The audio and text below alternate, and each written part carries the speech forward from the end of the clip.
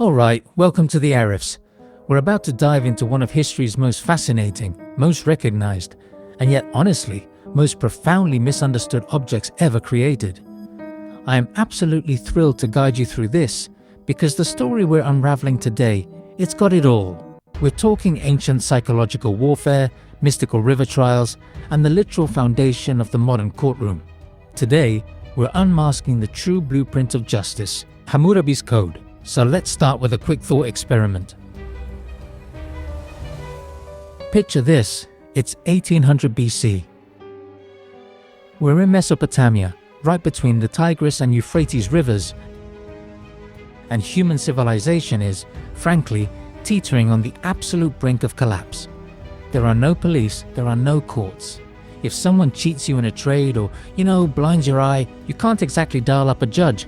The only rule of law is the law of the jungle. And customary law back then didn't just say you take revenge on the guy who wronged you. It often meant wiping out his entire family in return. This vicious, non-stop cycle of endless, bloody retaliation was a seething cauldron, and it genuinely threatened to wipe human populations right off the map. Now, to really get a sense of this, look at the contrast in the ancient world at this exact same time. Over in ancient Egypt, they're enjoying this golden age of stability. Why? Well, because the pharaoh was literally viewed as a living god. People gave him absolute obedience. They didn't really need a written set of legal rules, because whatever the pharaoh said, that was divine command. Simple as that. But look back over at Mesopotamia. No living god. It was just a brutal, chaotic battlefield of independent, warring cities, places like Lhasa and Mari, constantly fighting over fertile land. If you wanted to rule this kind of chaotic landscape, military might just wasn't going to cut it. You desperately needed a brand new way to control minds and somehow bind a totally fractured society together. Which brings us to a massive turning point, the year 1792 BC. This is when a young guy named Hammurabi steps up to the throne of Babylon. Now, at the time, Babylon was this tiny, almost insignificant little dot on the map, totally surrounded by massive, aggressive empires. But Hammurabi, he was a master strategist. He played the ultimate long game. He used diplomacy and secret alliances, basically letting his enemies completely exhaust each other. And then, he struck with devastating speed. By 1755 BC, he hadn't just survived, he had conquered all of Mesopotamia. But here's where Hammurabi realized a very harsh historical truth. Building an empire with bloodshed, that's the easy part. Actually maintaining it, that's the real headache. He suddenly had millions of people speaking different languages, worshipping entirely different gods. Sending in the troops every time there was a disagreement wasn't going to stop inner rebellions. He needed a completely new kind of weapon, something to infiltrate the minds of his citizens. And his solution was absolute genius. Absolute written law, carved directly into a massive, unyielding, 2-meter tall black diorite stone pillar. Let's really look at what this pillar actually was. It had 282 articles of law meticulously carved in cuneiform script. But the key here is that it wasn't tucked away in some private palace library. No, it was planted smack in the dead center of Babylon. This was ancient psychological warfare at its absolute finest. By towering over the city center, it was this physical, constant symbol that the law was omnipresent. It was always watching you. But the real stroke of genius wasn't the text itself. It was the image carved right at the very top, a relief of the sun god Shamash. Up there at the top of the pillar, you see Shamash, the supreme god of justice, physically handing the scepter and measuring ring directly to Hammurabi. Think about the level of political propaganda happening right there. Hammurabi is basically telling his massive, diverse, chaotic empire, hey, these aren't just my rules, these are dictated by the universe itself. By fusing law and religion into this single piece of stone, he created a system where breaking a law wasn't just a civil offense anymore, it was literally declaring war on the gods. Good luck rebelling against that. And what about the laws themselves? Well, They left absolutely zero loopholes. They covered the whole shebang, from international trade disputes to the most intimate matters of the bedroom. And of course, they're famous for one legendary principle: an eye for an eye, a tooth for a tooth. It was cruel, it was straightforward, and it was entirely uncompromising.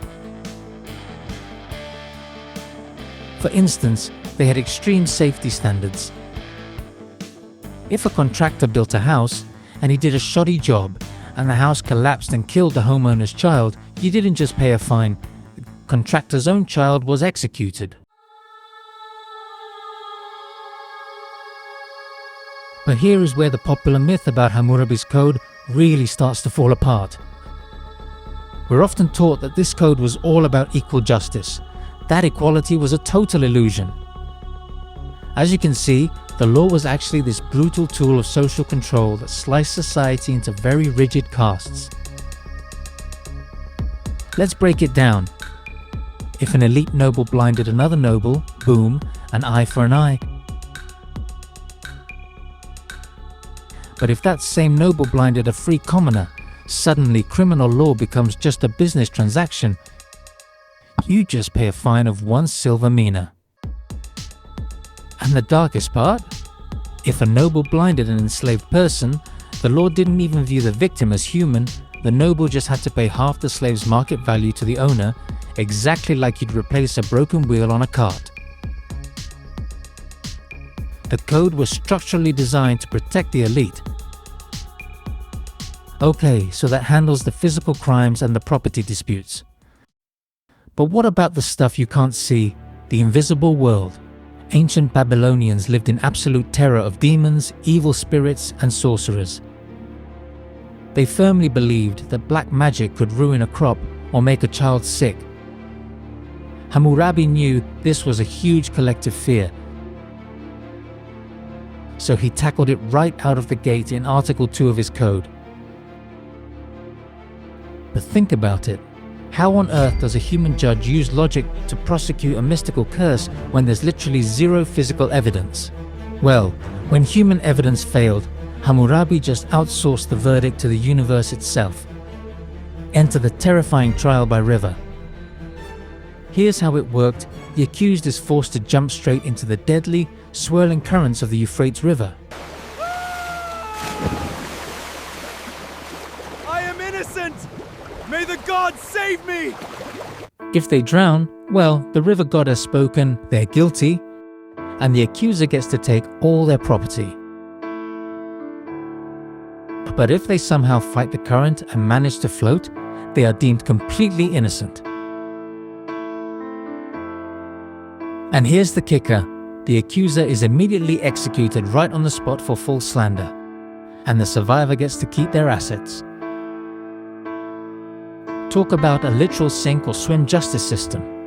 I know it sounds completely insane to us today, but it functioned perfectly to ensure that the fear of the law was always stronger than the fear of demons.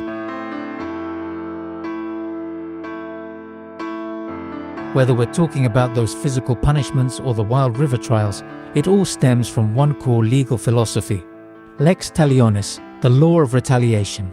It simply demands that a punishment must perfectly mirror the crime that was committed. And honestly, after looking at the rigid caste system and throwing people into rivers, it's so incredibly easy to look at Lex Talionis and just write off Hammurabi's code as the brutal work of some primitive, bloodthirsty civilization. But here is the absolute game changer, the massive historical plot twist: an eye for an eye actually wasn't created to be cruel. When you zoom out and look at the ancient world as a whole, this brutally strict rule was actually a stunning humanitarian revolution for its time. It was a mechanism designed precisely to stop the violence. We call this the law of limitation.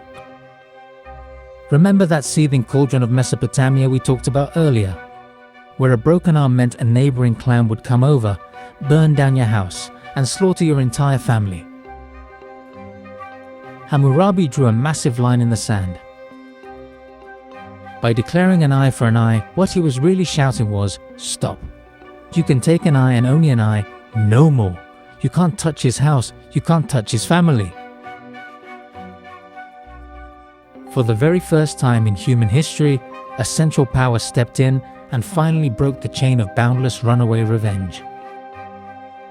And that leads us directly into a legacy that is, arguably, even more vital to how we live today. Hammurabi established the burden of proof. His code was crystal clear. If you accuse someone of a crime, you better bring valid evidence and eyewitnesses before the judge. If you can't back it up, you're the one facing the execution stake.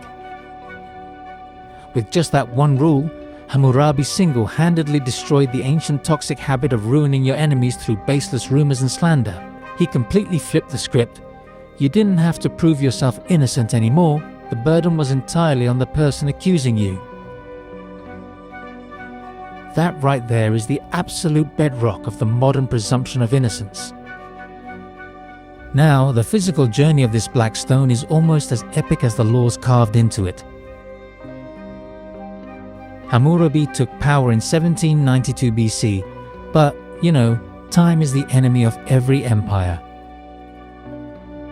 Babylon eventually crumbled under the weight of invasions. This incredible diorite pillar was actually looted as a spoil of war by the Elamites. They dragged it all the way to Susa, in modern-day Iran, and eventually, it was buried deep beneath the dirt.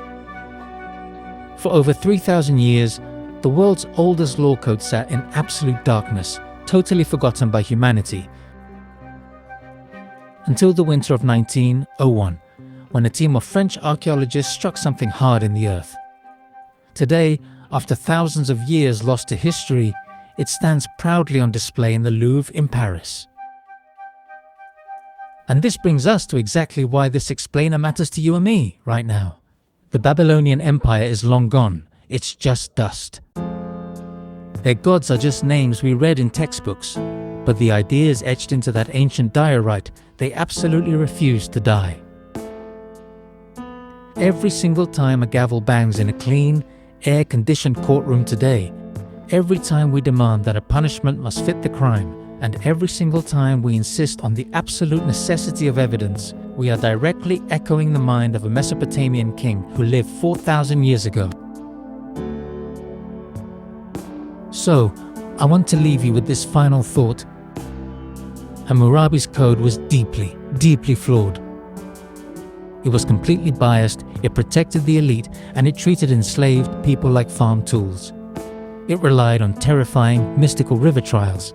But even with all of that, it was humanity's very first vital step out of the darkness of the jungle. It taught us to lay down the sword and actually use reason. The next time you think about justice, will you remember that true peace was never born from boundless revenge, but from the firmness of law? Thank you so much for exploring the blueprint of justice with me today. Keep asking questions, keep learning, and I'll see you in the next videos.